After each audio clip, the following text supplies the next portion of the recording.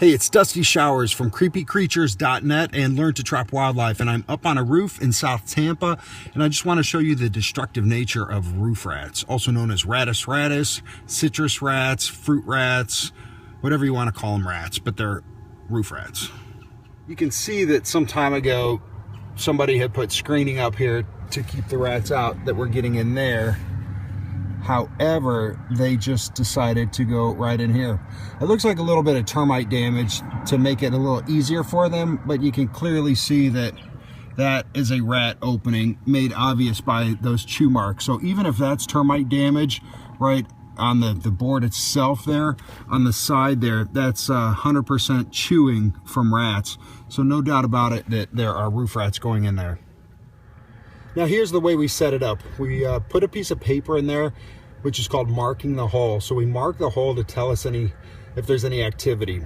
The homeowner said that they were hearing something, so we can pretty much be sure that there is something in there.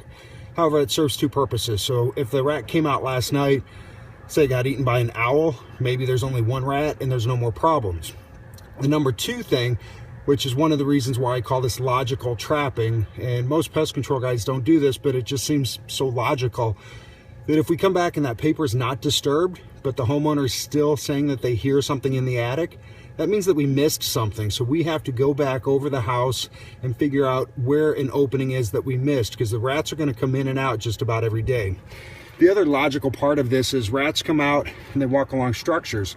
So we set the traps always perpendicular to the structure, so they're either going to come out that wall or they're going to come out and they're going to walk right up here. So we've got two traps, just a little bit of bait so we don't attract squirrels. We keep it very close to the opening, and we should have some results tonight.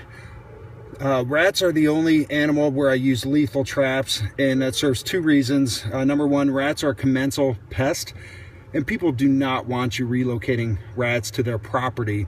And the rats, also, they don't flourish out in the country, out in fields and things like that, where they're just going to be eaten.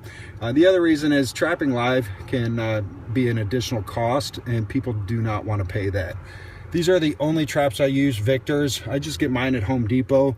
I do not ever buy the traps at Lowe's. Lowe's sells a much cheaper kind of trap, and they fall apart real easy. So this is how you set up for logical trapping for rats. Now what's common for most pest control companies and some trappers, and it's illogical, is to actually put the traps up in the attic. That doesn't tell you anything about how they're getting in or out, which is the most important thing in dealing with the rat problem. So you should almost always, with a couple exceptions, put the traps on the outside of the house. Always protect them from other animals as well. Sit, possum, sit. Good possum.